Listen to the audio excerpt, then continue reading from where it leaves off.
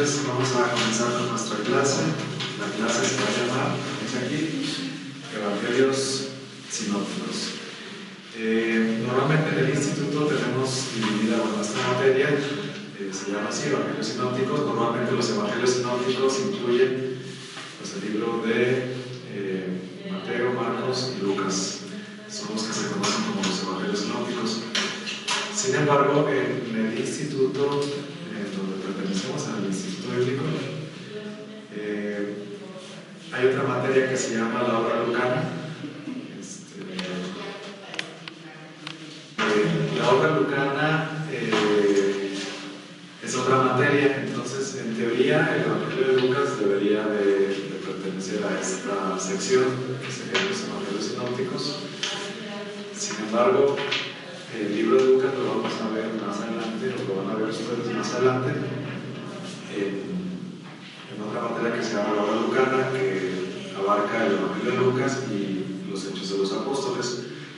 Entonces, bueno, se considera que los Hechos de los Apóstoles y el Evangelio de Lucas los escribió el mismo autor. Entonces, por eso se considera un solo bloque y se ve en una materia aparte. Entonces, ahorita vamos a ver como la introducción a los Evangelios Sinópticos. Vamos a ver hoy un poquito qué es un Evangelio, desde lo más básico que es un Evangelio. Vamos a enfocar los Evangelios. Yo creo que la próxima semana vamos a ver el problema sinóptico, que es pues teóricamente sí hay un problema ahí, porque algunos evangelios se parecen a otros y porque otros son tan distintos, quién le copió a quién o cómo estuvo ahí la situación de los evangelios sinópticos. Eso, primeramente Dios, lo vamos a ver la próxima semana. Entonces el día de hoy vamos a ver así como una introducción apenas a los evangelios, que es un evangelio y cómo se fueron formando, y ese sería como el objetivo del día de hoy.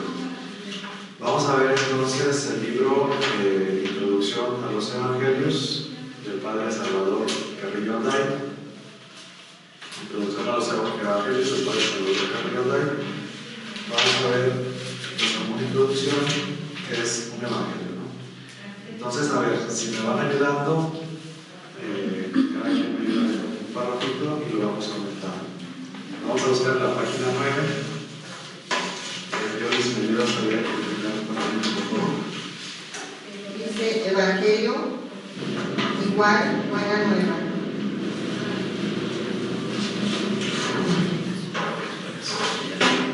La palabra griega euangelion significa una buena nueva, una buena noticia.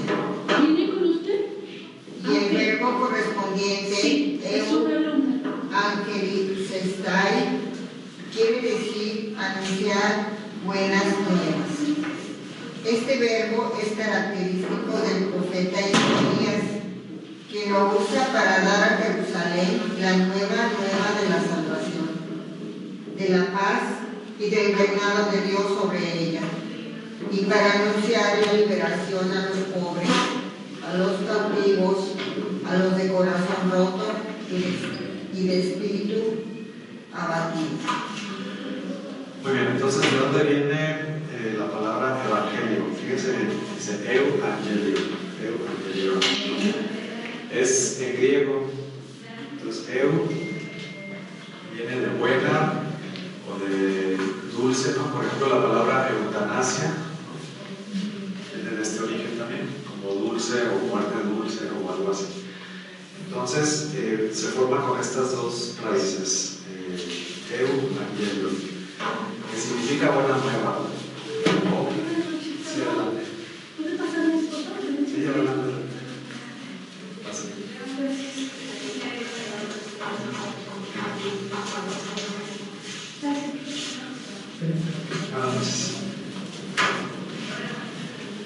Entonces, evangelio significa buena nueva, buena noticia.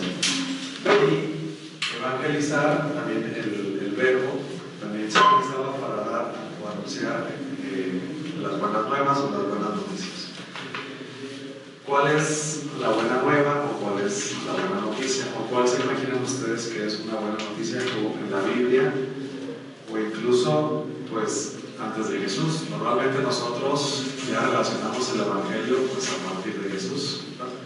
Sin embargo, aquí pone el ejemplo incluso de Isaías, que anunciaba esas buenas nuevas, ¿verdad? Por ejemplo, para anunciar la salvación, la paz, el reinado de Dios sobre ella, y para anunciar la liberación a los pobres, a los cautivos, a los de corazón roto y de espíritu abatido. Entonces es una buena noticia. El Evangelio en general, podemos decir, es una buena noticia. No sé si lo habían anotado así en su ejercicio o qué más habían anotado como que es Evangelio. La buena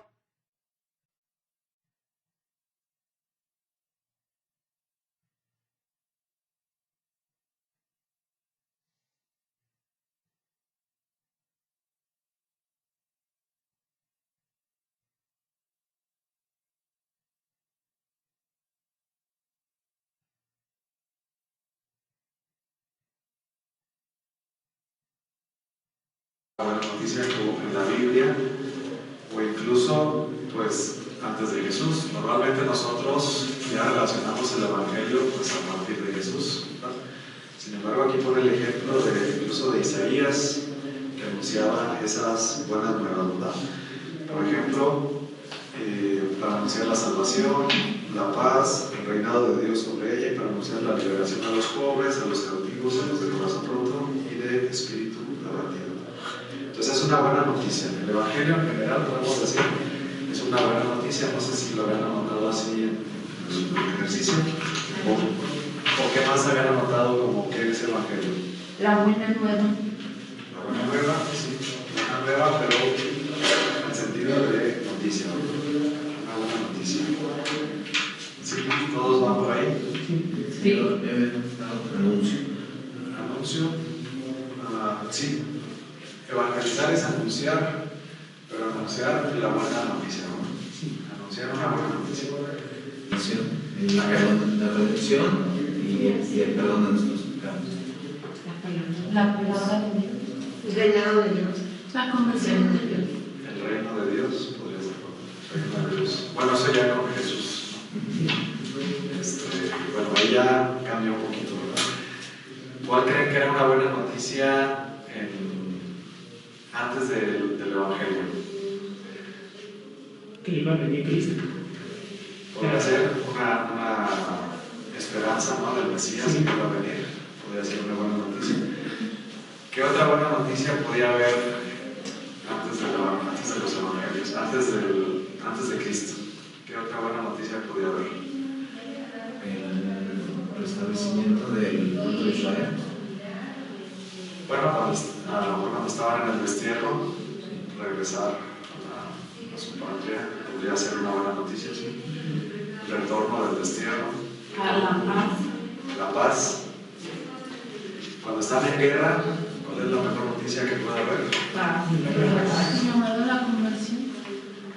Ese es después. Ahorita estamos hablando así en general como de buenas noticias, ¿no? La paz. Dice la palabra de Dios, qué hermoso es ver correr, ¿qué?, sobre los montes los pies del mensajero que anuncia la paz, ¿no? Entonces la paz es una muy buena noticia, especialmente cuando no se tiene, ¿verdad? Cuando la tenemos, pues como que nos acostumbramos, pero cuando no hay paz, lo que más ansía a la gente es la paz. ¿Cuál otra puede ser una buena noticia?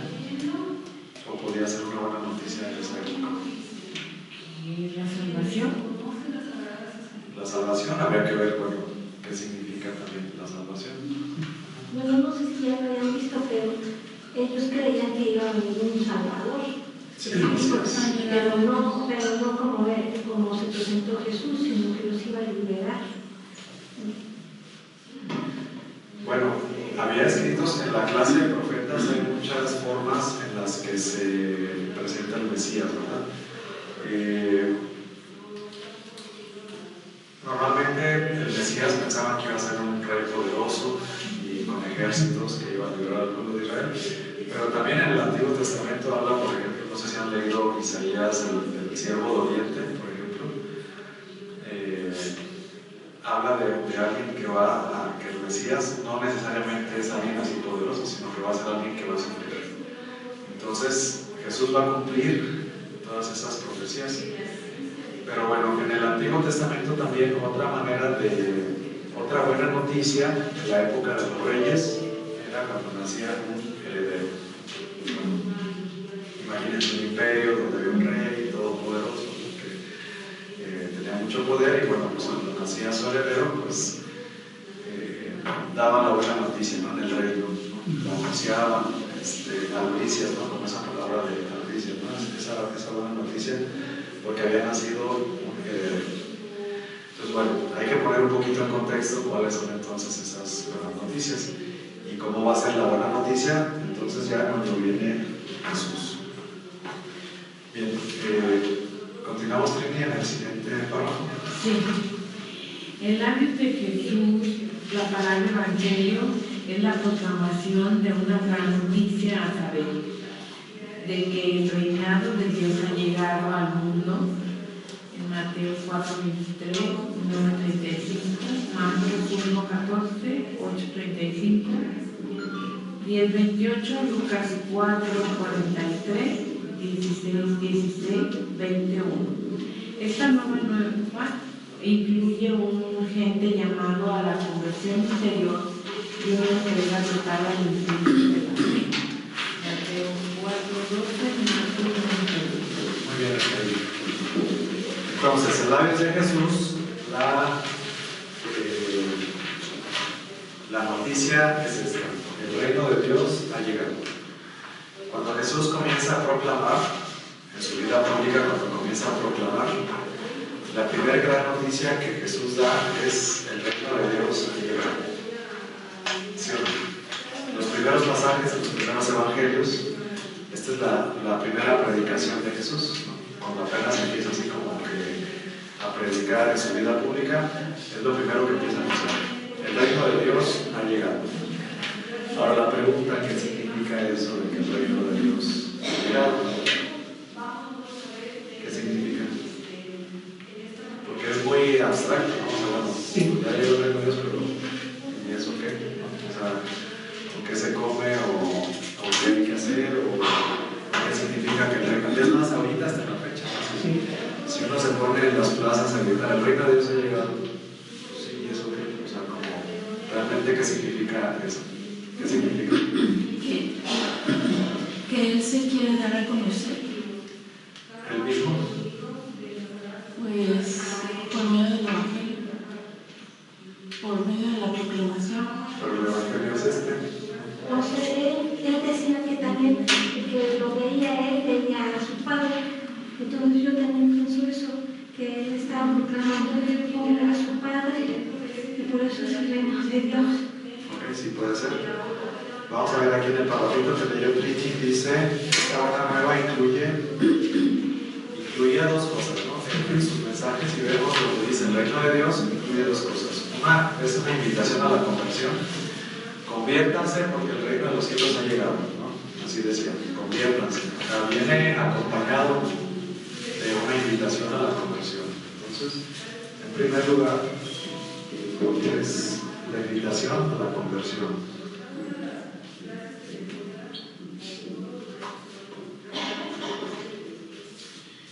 Y en segundo lugar dice: una entrega total a la fe. Una entrega total.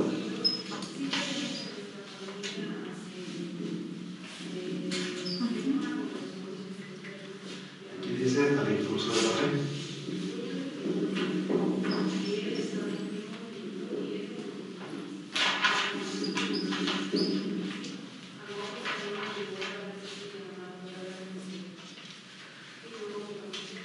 Ahora, ¿qué pasa aquí? Jesús es el primero que nos invita a la conversión, o ya había habido otros que nos invitaban a la conversión. Desde los profetas. Desde los profetas, incluso hasta Juan el Bautista, ¿verdad? Digamos que es el último de los profetas del Antiguo Testamento, pero que ya empieza a abrir el camino a Jesús, ¿verdad? Pero él también, la predicación de Juan el Bautista era una invitación a la conversión también. Pero bueno, entonces aquí Jesús, bueno, Él nos invita a la conversión, pero también a entregarse totalmente a ese impulso de la fe. Bien, continuamos Vamos, Ulises, con el siguiente párrafo.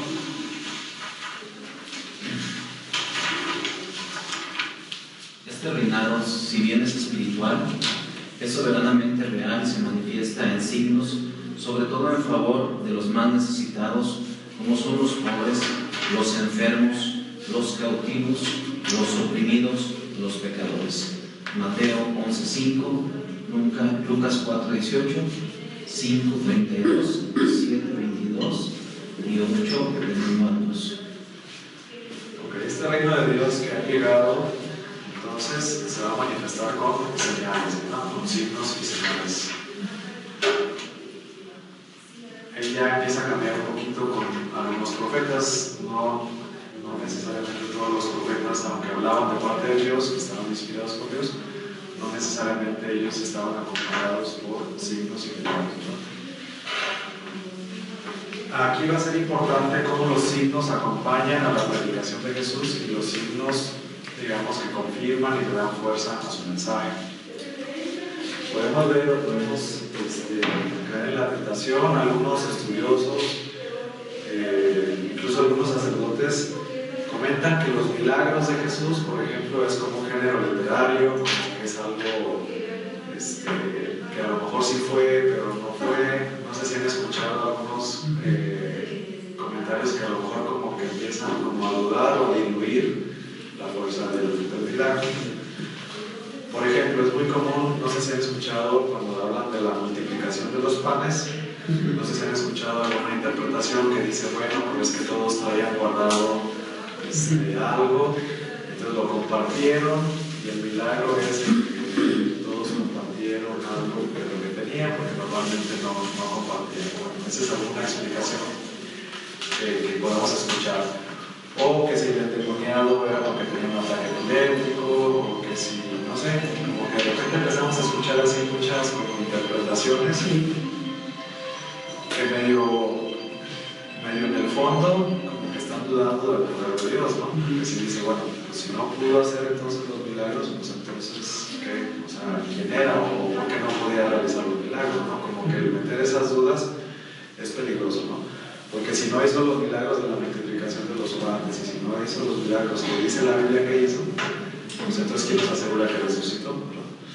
Y entonces ya es caer en otro terreno que no deberíamos de caer. O sea, porque si la Biblia dice los signos y señales que acompañaban, acuérdense que la revelación siempre está acompañada, es como una trenza que va con hechos y palabras. Toda la revelación desde el Antiguo Testamento todo está relacionado con hechos y palabras.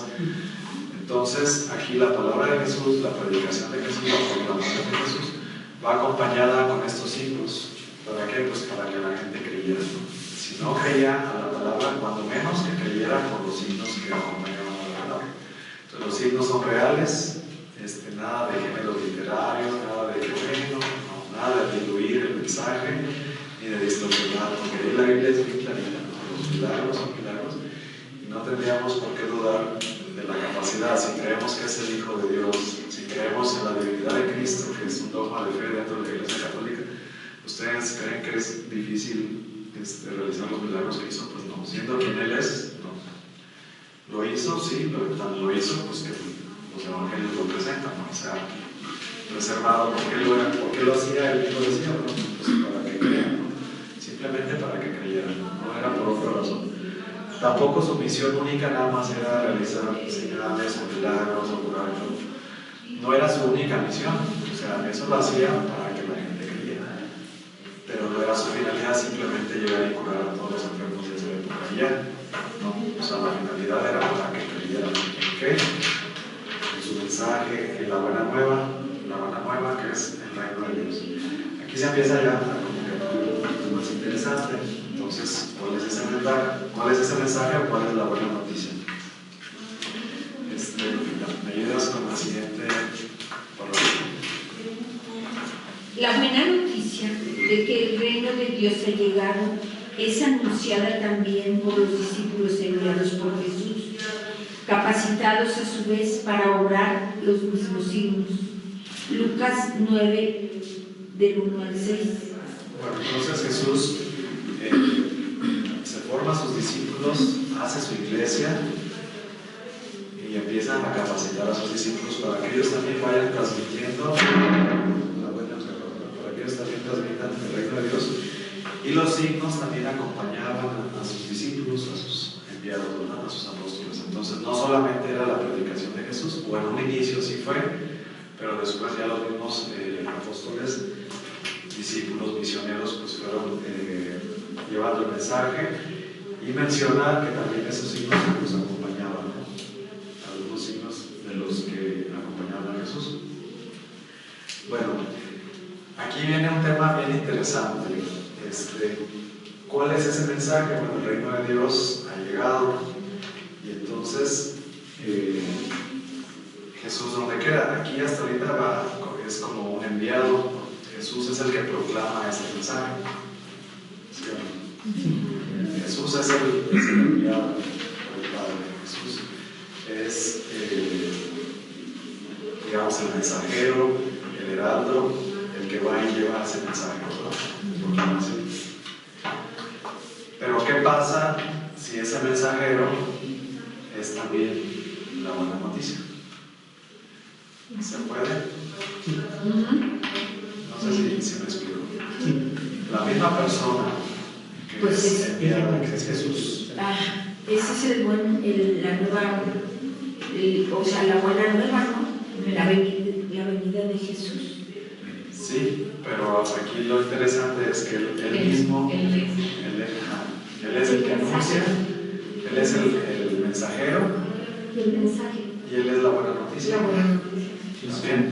Es como la Eucaristía, ¿no? Él es el sacerdote y al mismo tiempo la víctima. Exacto. Entonces ahí en ese caso es enviado, pero también él es la buena noticia. ¿Sí? ¿Sí o no? Sí. Porque ¿de quién van a hablar los apóstoles y los discípulos? Pues de Cristo, principalmente. Bien, continuamos, Lupita, con el siguiente párrafo. En otros textos del Nuevo Testamento, el Evangelio no es únicamente la llegada del reino de Dios, sino la venida del mismo Jesús, y comprende la proclamación de su vida, de su muerte redentora y de su resurrección gloriosa. Esta buena nueva tiene que ser predicada en el mundo entero. Marcos 1:1, 10:34, 45. Hasta ahí está. Bueno, entonces lo que decíamos, ¿verdad? Él ahora es también la buena nueva, y sobre todo, bueno, al inicio de la proclamación de Jesús es el reino de los cielos. Conviértanse porque el reino de los cielos está cerca. También hay varias parábolas. El reino de los cielos es como un tesoro escondido. El reino de los cielos es como, ¿no? Muchas comparaciones del reino de los cielos. Sin embargo, después, cuando ya la predicación empieza a avanzar en la vida pública de Jesús, y también cuando los discípulos y los apóstoles también empiezan a proclamar, sobre todo a la luz de la resurrección de Cristo, entonces, ¿qué es lo que va a ser más importante para la predicación? La pasión, muerte y resurrección. ¿Sí? ¿Por qué? Porque Cristo resucitó. A lo mejor había otros que proclamaban, había otros profetas, incluso había otros que podían realizar milagros o que podían realizar señales, pero Jesús resucitó. Eso significa que es el Hijo de Dios, y nosotros creemos no solamente que es el Hijo de Dios, sino que es la segunda persona de la Santísima Trinidad y tiene esa naturaleza divina. Entonces, dentro de la predicación y dentro de los evangelios que vamos a ver cómo toma mucha importancia la pasión, muerte y resurrección. Los evangelios no va a ser como una biografía en el sentido estricto de la palabra, como una biografía como haríamos ahorita. ¿Cómo harían una biografía de una persona? Bueno, pues nació en tal lugar, de niño era esto, ¿no? Y en Jesús pues se brincan muchos detalles, pues se brinca toda su juventud, y pues va como al grano, y luego ya, de repente ya estamos en la pasión, muerte y resurrección, que ocupa un porcentaje importante del Evangelio, de la pasión, muerte y resurrección. No sé si se han notado. Sí. Por ejemplo, el Evangelio de Juan, a ver, chequen Chequen cuántos capítulos tiene el Evangelio de Juan, por ejemplo. 20. ¿Y qué? 21. 21. Y a ver, chequen desde el capítulo 13 de Juan. Capítulo 13.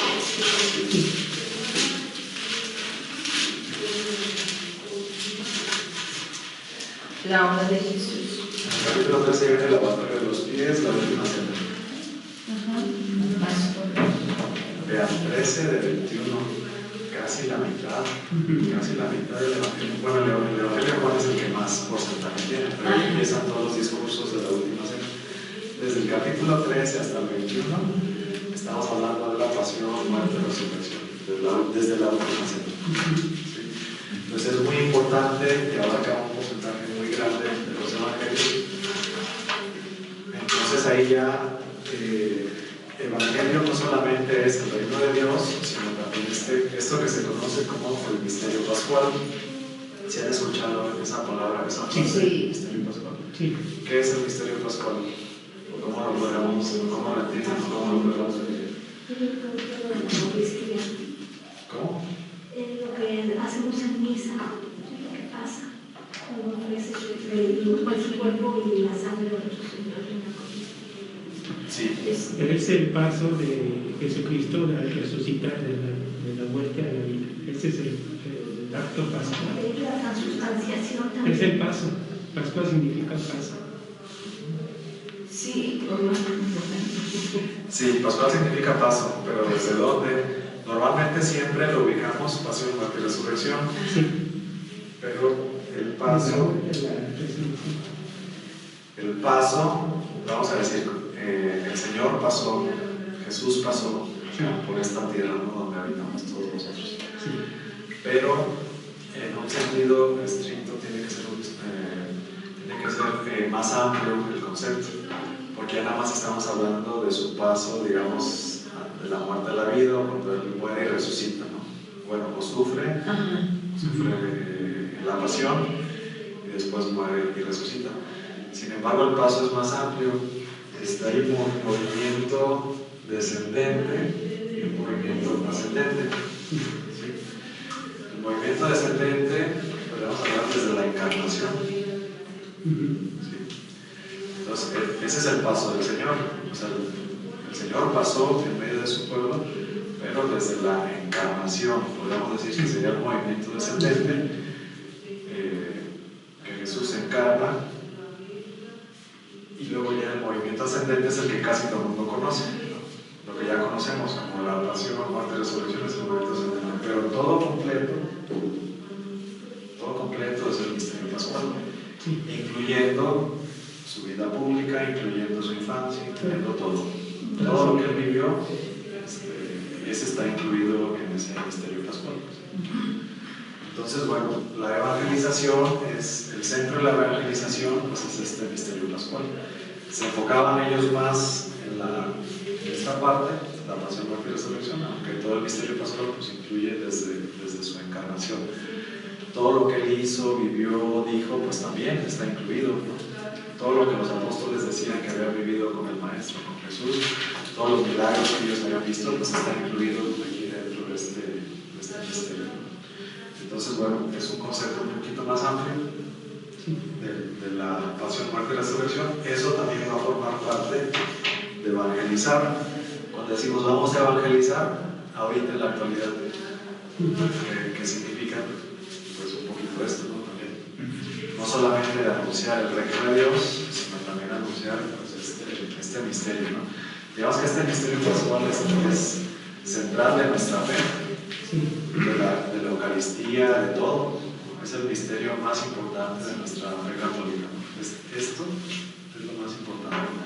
Y aquí también vamos a ver reflejado en la liturgia también, por la importancia que tiene este misterio pascual. Entonces los temas del querigma por eso están centrados también en esto, porque era el primer anuncio y era lo que se tenía que lo más importante que se tiene que anunciar, el anuncio explícito que digo. Bueno, continuamos con el siguiente parrafito. Rosa. En el Imperio Romano, la palabra evangelio se empleaba para proclamar el nacimiento del heredero al trono o el ascenso al trono de un César. En esta línea, San Lucas también emplea el verbo evangelizar para proclamar a los pastores el anuncio gozoso del nacimiento de un Salvador en beneficio de todo el pueblo. Bien, entonces fíjense, desde el Imperio Romano, el Evangelio se empleaba para proclamar el nacimiento del heredero al trono, lo que decíamos, una buena noticia.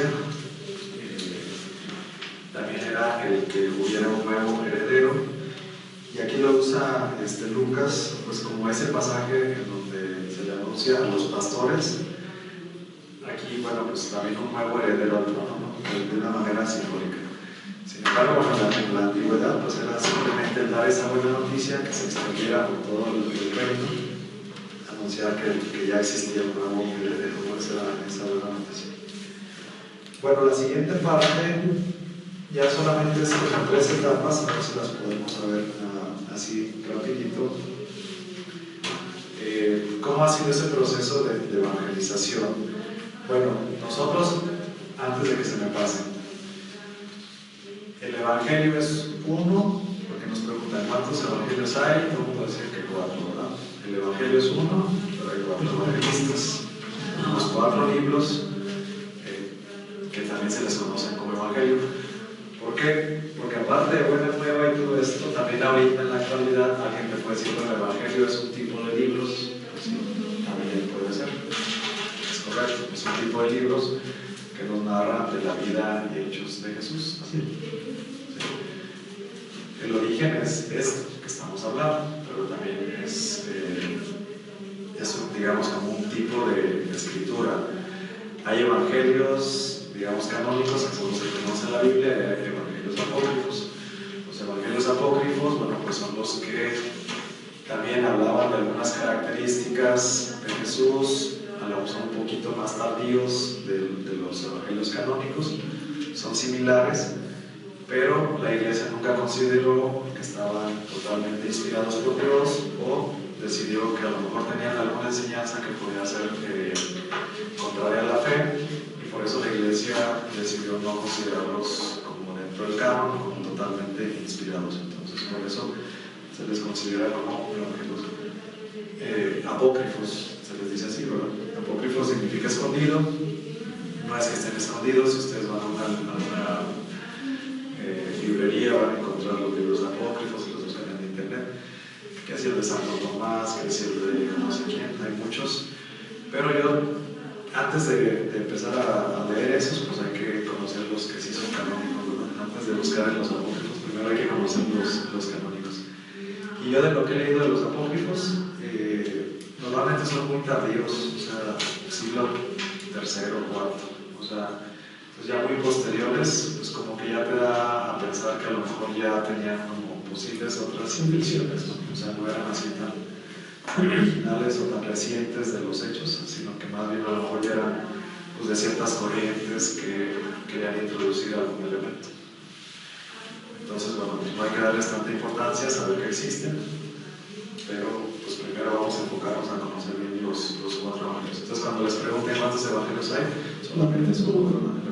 La buena noticia solamente es una, pero 4 evangelistas. Esos 4 evangelistas, bueno, son como 4 testigos diferentes, 4 puntos de vista diferentes, que en lugar de ponernos en duda de que se sucedió, más bien confirma de que sucedió. Por ejemplo, si hay un accidente de tránsito,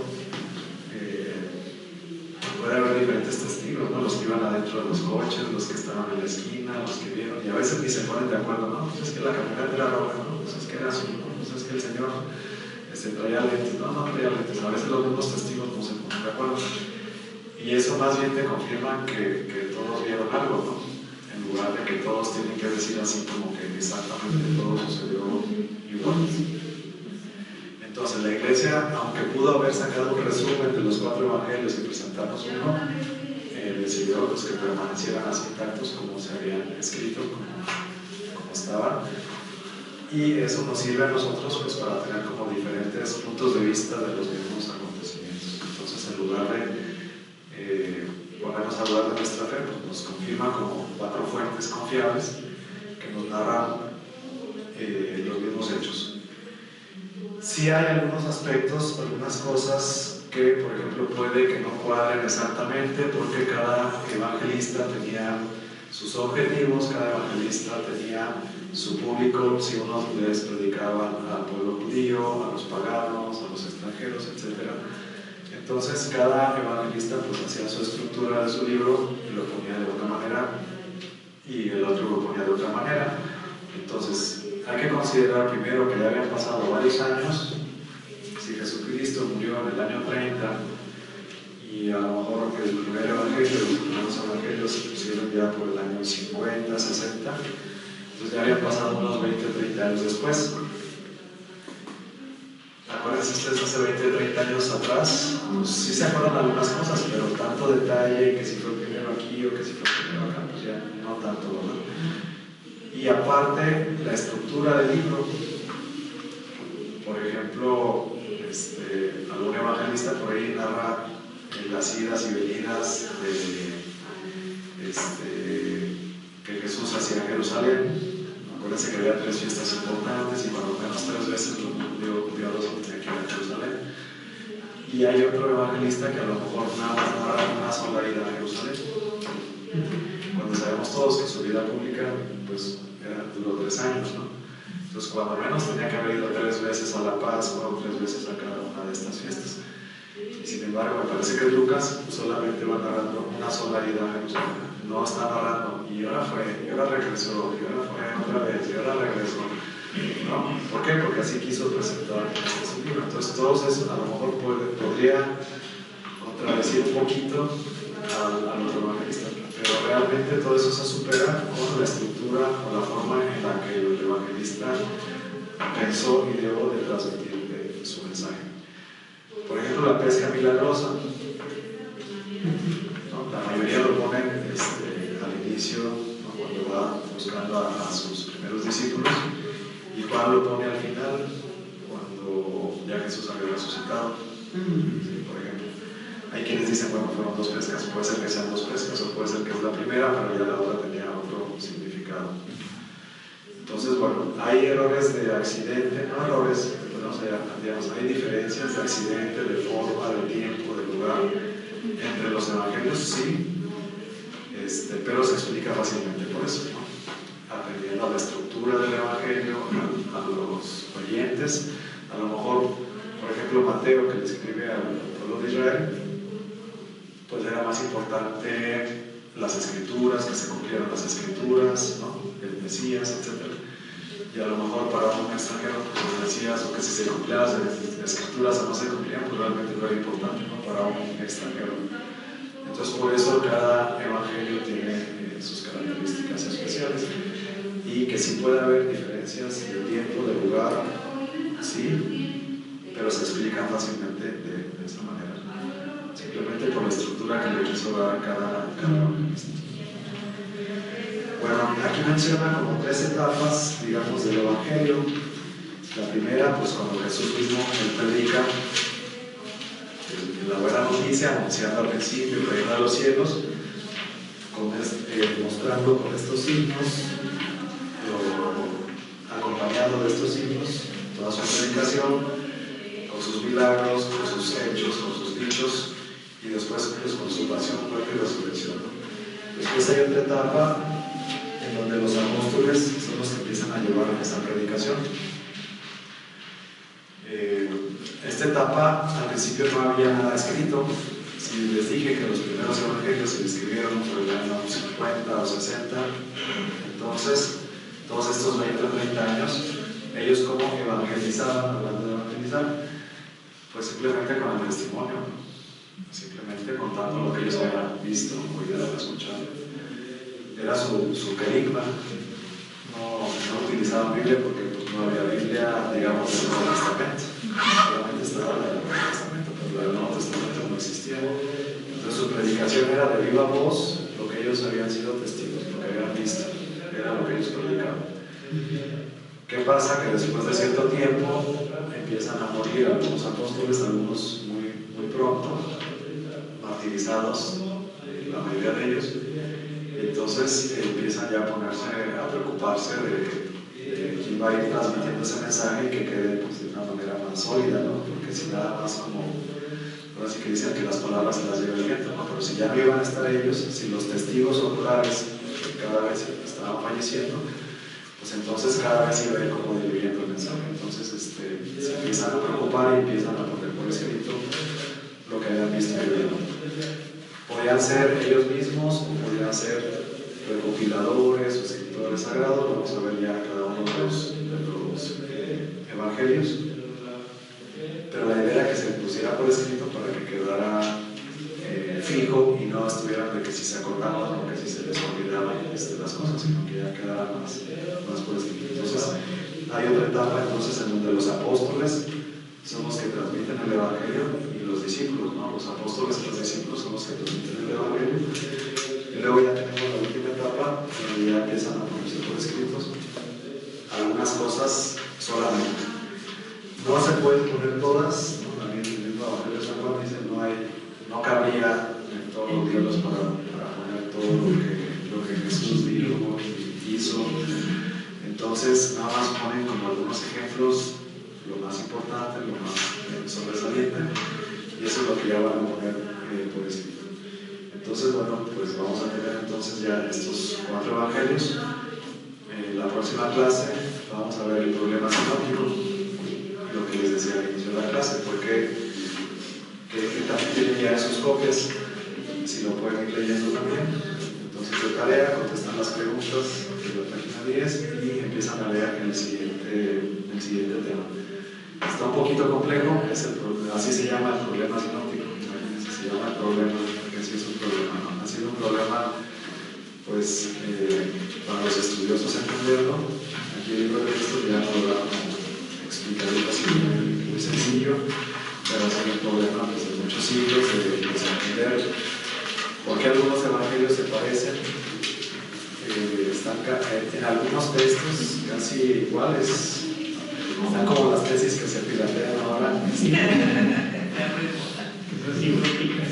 Sí, están pirateadas, así como las tesis que los ministros de repente les dan por copiar, ¿verdad? Y entonces, pues, ¿quién le copió a quién? ¿No? ¿Cuál fue anterior? ¿Cuál fue posterior? ¿Cuáles fuentes fueron de cada uno? Entonces, bueno, hay muchos estudios. Y aquí la próxima semana vamos a ver como un resumen de esos estudios, como las conclusiones, ¿no? De esos estudios. En términos generales, cuáles fueron los más antiguos, cuáles fueron los posteriores, cuáles sirvieron de fuente a otros evangelios, cuáles pudieron haber sido, porque también, pues todo eso es como una cuestión de hipótesis, ¿no? Como de teorías, de que lo más aceptado es estas hipótesis o estas conclusiones, ¿no? Como que lo que los estudiosos han encontrado hasta la fecha para tratar de explicar eso. ¿Por qué esos 3 evangelios que son los que se consideran sinópticos? Ya para terminar este tema, sinópticos viene de sinopsis, que es como ver de un vistazo, ¿no? Algo. Por ejemplo, un cuadro sinóptico, ¿no? Típico,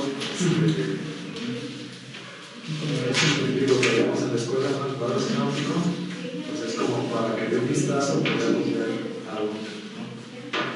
Entonces los evangelios sinópticos se les llama así por eso, porque son tan similares que se pueden poner así como en una tabla, se pueden como comparar. De un vistazo se puede ver pues cosas que tienen iguales y cosas que no tienen iguales. Por ejemplo, hay textos que están en los 3 evangelios sinópticos, hay textos que nada más están en 2, hay textos que nada más están en 1, triple tradición, doble tradición o exclusivos, ¿no? Entonces, bueno, vamos a ir viendo uno por uno para ver cuáles características tiene cada uno, pero bueno, la idea es esta, los evangelios sinópticos, entonces son estos 3, y luego la pregunta es ¿por qué se parecen tanto? ¿Por qué se parecen tanto? Y vamos a tratar de contestar eso la próxima semana. El evangelio de San Juan es muy diferente, ese no entra dentro de estos evangelios. porque es totalmente diferente, su estructura es diferente, no se parece en nada a los otros tres. O sea, lleva una secuencia, una estructura muy diferente, por eso no entra dentro de los otros. Oh Dios, tú concediste a San Jerónimo una estima grande y valorosa hacia el pueblo siguiente de tu palabra, por mayor abundancia puede por concentración pedimos, Señor, que en nosotros crezca y se fortalezca también una mente sobre las sagradas escrituras, por estudiarla, meditarla, discernirla y anunciarla. Te rogamos, Señor, a todos los que se dedican a los amor y difusión de la palabra, para que por medio de ellos todos los hombres lleguen a encontrarse con Jesucristo, para